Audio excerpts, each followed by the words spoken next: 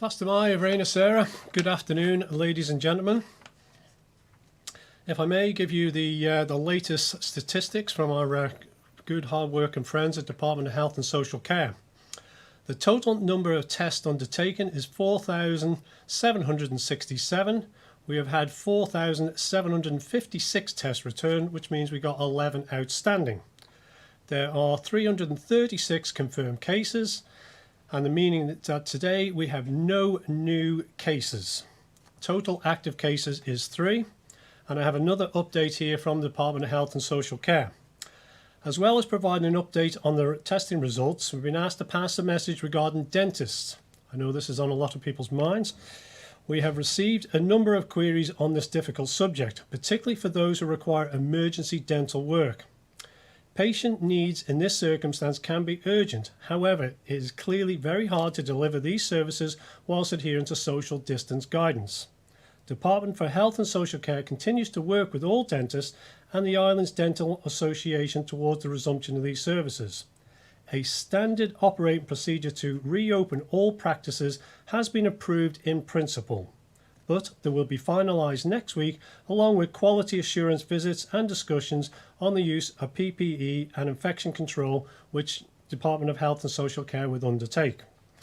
We will look to issue further advice and guidance as soon as we can, but until this time we ask that residents continue to contact the emergency dental number for any treatments.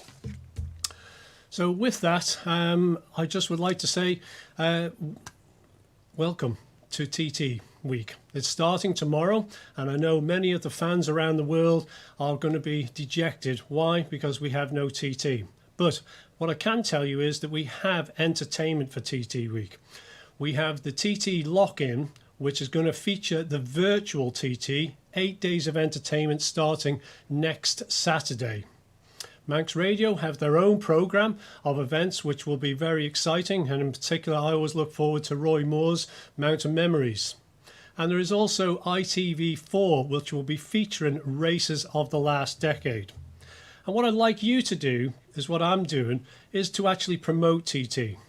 Why? Because normally TT will generate £37 million spent in our economy. Clearly tourists are not here on our island, and that is an impact on our economy. So every pound that you're going to spend on our island is going to be very valuable for all our local businesses, which is why we need you to spend as much as you can in our local economy. The local multiplier effect would estimate that £1 spent equals £1.80 that goes around the economy. So many of you are returning to work. Some of the officers return to work this week. Next week we have some lifestyle services returning to work. This is great news, and this is because of the confidence in the results that we've actually been portraying each day as we come forward here. So what we want to do now is build confidence, because now we are coming out of lockdown, which was always going to be challenging, always going to be difficult, but we need you to have confidence to come out and to spend in our local economy. So Chief Minister talked yesterday about more work that we're doing around social distancing. He mentioned New Zealand. I quite like the Danish model, and we are collating more data on this because we think that we can do more and provide guidance for you, the public. So what I'd like to do at this particular point is also highlight in lockdown mental health. It's been mentioned before, we've had our clinicians talk about this, and the longer we're in lockdown, the more mental health issues there are. And that's why you and the Manx public have been so great to get to this particular point. But we must consider our neighbours, must consider our community, and that's why as we do more, particularly now with recreation being available, and in particular now for staycation opportunities. If you're not going away on holiday, you have a staycation opportunity. Campsites are open, self-catering is open, and please avail yourself of our beautiful island. We have many hundreds of miles of footpaths, we've got beaches, we've got glens, we've got moorland. Discover your island and share it. And that's what I meant with regards to this week, TT week. We got outstanding weather, which is a real shame for TT not being on. However, I want you to take pictures. I want you to actually share that on all your social media so that we can have a bounce back bumper year next year. And with that in mind, we are now planning for the Super Manx Bank holiday, which is coming up in August, which is the big 4-dayer. And there we want to really celebrate the Manx in general. So with that, I would like to now take questions. And first up, I have Chris Kay from Energy FM. Pass the mic, Chris. Good afternoon, Minister Skelly. I like how you mentioned the importance of local businesses. Certain small business owners that I've spoken to, such as those who run salons, have said that it's not financially viable for them to open if they have to frequently deep clean, take in fewer clients and provide limited services due to social distancing. What plans are in place to ensure a number of small businesses won't be forced to collapse if these measures continue? There is continued support, and it is a choice for them to actually come back to work next week. And I know some of them are going to delay that. And this is one of the reasons why we're doing more work in terms of social distancing, which you rightly picked up on there, Chris. The World Health Organization recommendation is 1 meter, for example. And we know that, of course, we do have our schools reopening on the 15th of June, which is another a key component of returning back to some normality, because it's we recognise that some people are going back to work and industries being able to work if they choose to do so, if it is safe. But we also recognise the importance of actually having children in school in order to do that. So this is all part of the return back to some form of normality. Can you envisage the restrictions being eased considerably in the next few weeks and months? I mean, you talk of the situation in New Zealand. They're now allowing gatherings of up to 100 people.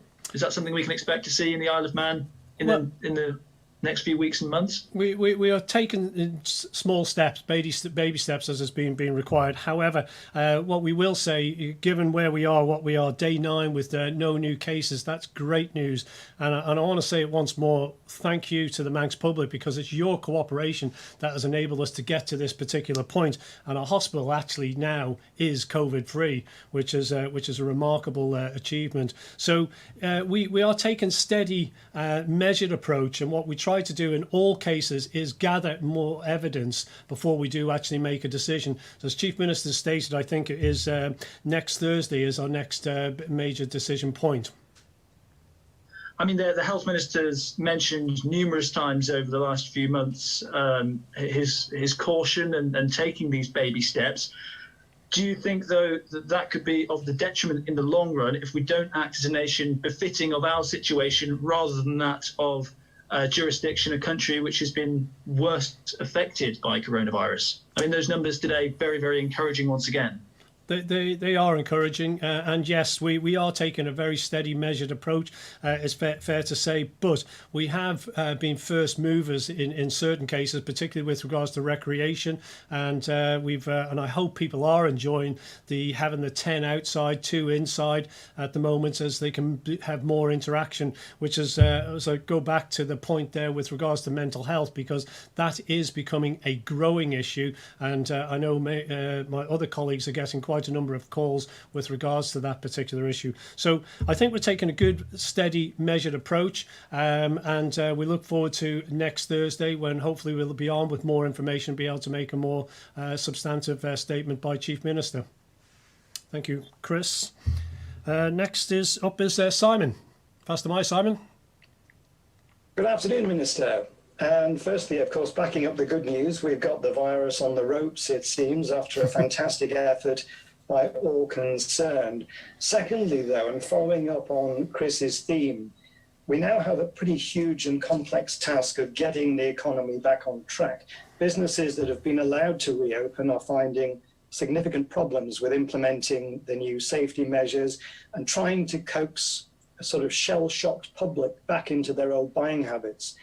We've seen the business support grant, we have the MIRA scheme, but isn't it the case that many more tailored government support schemes will be needed in the coming months to prevent dozens, if not hundreds, of SMEs from going out of business? Yeah, thank you for that, Simon. Yes, you're talking about ongoing support. The more opportunities we have for industries to come back to work, that means that we can concentrate on those we know are going to have difficulty for a medium to longer term. In terms of schemes, what I am encouraged by, and I would like to highlight, is we do have an adaptation scheme. We have had a number of applications already come through that, as businesses are demonstrating their real true innovation. I've been really very impressed with that, I have to say, in a host of different industries.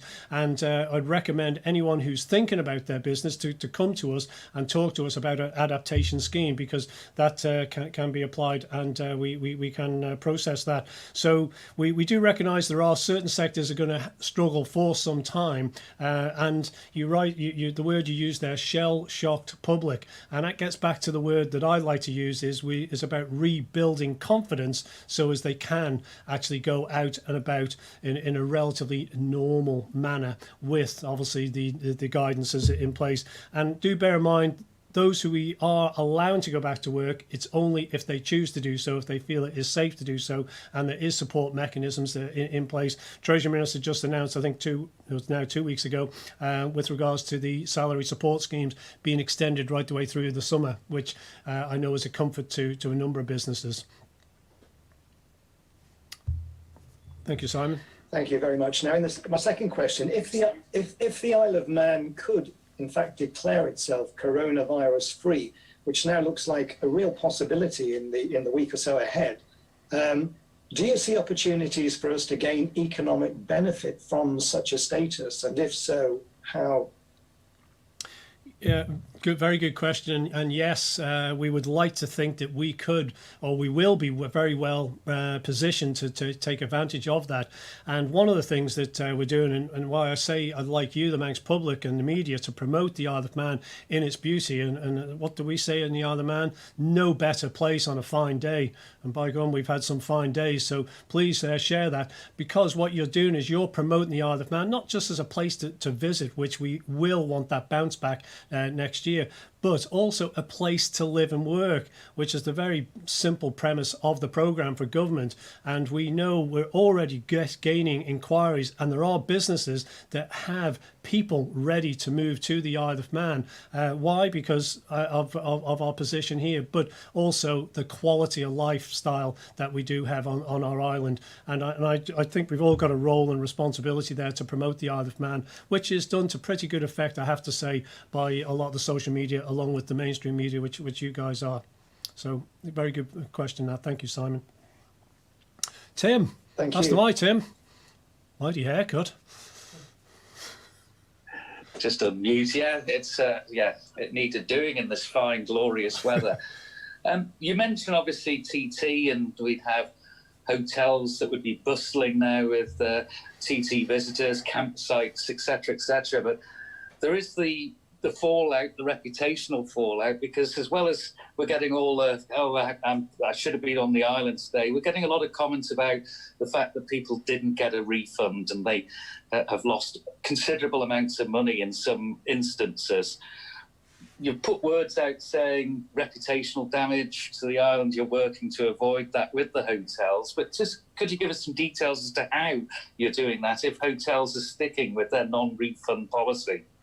Yeah, you've raised this before, and I know this has done the rounds on social media, and it is a difficult issue, and I know there are one or two properties and people have been targeted, which is unfortunate, but what we have stated, and be very clear about it, is that we have supported the terms and conditions, which are individual to each of those businesses, and clearly for us here on the island, we did have, we have 70% of our hotel bed space on the promenade.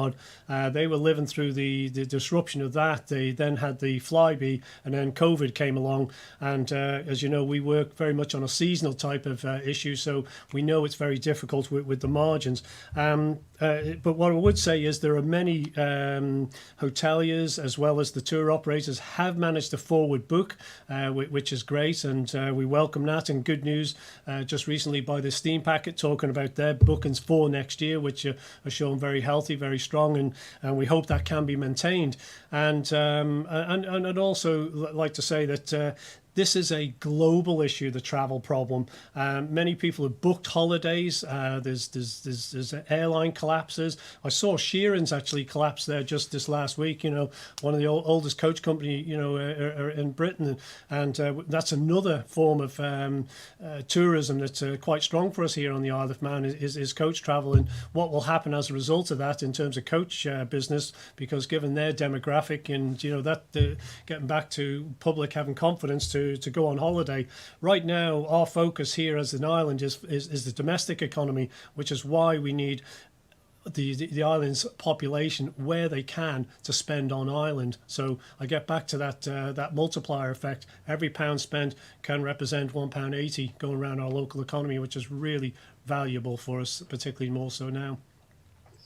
I think it's just on that. It's more than just Shearings. They were part of a bigger group, and it's national holidays. We've seen their coaches on the island as well. So that's a further blow, isn't it, for that tourism sector, which is going to be, apart from the staycation trade, is going to be the last to really get it back on its feet. You're right, and this is why it's we as we release sectors that can go back to work, who feel they are safe enough to go back to work and start generating income, less support will be needed for them, and allows us to concentrate and focus on what will be a strategy around particularly tourism and travel. But we are somewhat governed by what happens further afield when it comes to travel and tourism. But we know we have a good offer, and I would highlight that we were seeing good steady increase in our tourism over the last few years, and investment was running at an all-time high really, and so very encouraging.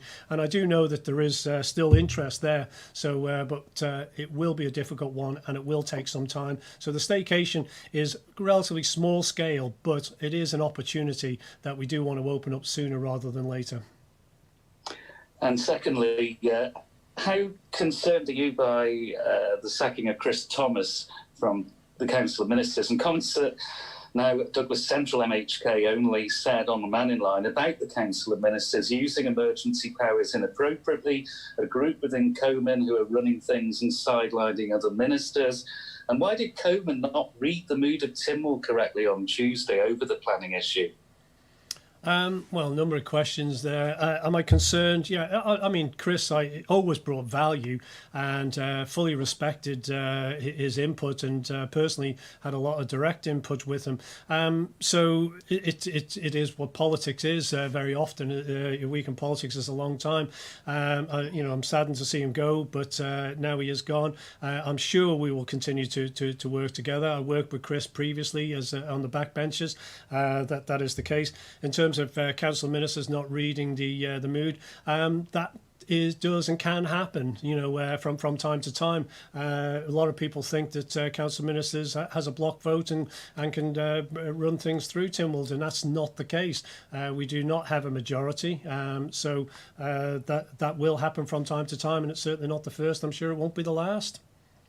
Well, I think anybody listening to the debate, it was clear pretty early on you weren't going to win it, and yet the debate carried on and on and on, and eventually you were defeated. As many debates do carry on, and that's democracy, at work, really, Tim. So, and I just would like to pay tribute actually to our Parliament. We've just had a House of Keys this afternoon, for example, and I was speaking to some of the staff working in the Parliament, and they were saying they're doing double the number of sittings than what they would normally do, and actually virtual, which is great for us that we could perhaps sit at home or in an office. They've actually got to almost double up with some of the functions that they do. So, but I want to say well done to them for facilitating the continuation of the political scrutiny and decision making and legislation that has just been passed today. Can I just ask the question you didn't answer there? The emergency powers, do you feel that they are being used appropriately? And also, are there little groups within Coman, as Chris Thomas believes there are? Well, I don't know. It probably referring to National Strategy Group, and clearly, that is a body that is part of Council of Ministers and clearly has been driving things on a daily basis, but with then Council of Ministers' support. So that's the makeup of our government, and it's just quite clear and straightforward. So, and I would suggest that has worked very effectively to date. Otherwise, we wouldn't be at this particular juncture. So, are there groups? You know, I don't know. There are always groups within political. We don't do necessarily party politics, but there are always groups of people who you know do vote together sometimes. But I would just suggest that we have been very effective to date. Any further questions from any of you? Quite well, happy. can I ask about the emergency powers? Are they being used appropriately? Sorry, apologies. You didn't mention that again. Apologies. No, I think that is appropriate. It may be sometimes regarded as quite blunt in many ways. However, they've been very necessary. Why? Because we're in an emergency crisis situation. And clearly, if there is a different mechanism to do that, then and that is being explored as we speak with the Attorney General and the Chief Secretary, I know, are investigating that. But, you know, hopefully this will get to this particular juncture very shortly, that it will no longer be necessary. But I believe it has been necessary to date, and once more would say it has been effective. With planning? Well, that's that one particular case and that one particular issue, Tim. So, and a decision has been made. The will of Tynwald has been determined, and therefore, you know, we as government will have to adhere and work around that. But that's democracy at work, Tim. Thank you. Yeah, thank you. Any further questions, Chris or Simon? No. Great. Well, can I... Mr. Just following on from... Sorry. Go ahead. Yeah, just following on from what we were saying before, just about the Isle of Man and marketing it and getting people to come here and enjoy it now that we hopefully are going to be coronavirus free. It's absolutely key to get our borders open as soon as possible, really, isn't it? Because while we're effectively sealed off from the rest of the world in many respects, we can't really cash in on that opportunity. Yeah, no, but borders are a problem. But in terms of marketing, Simon, I think one of the strongest points which we talked about, I mentioned earlier about the Isle of Man being an attractive place to live and work.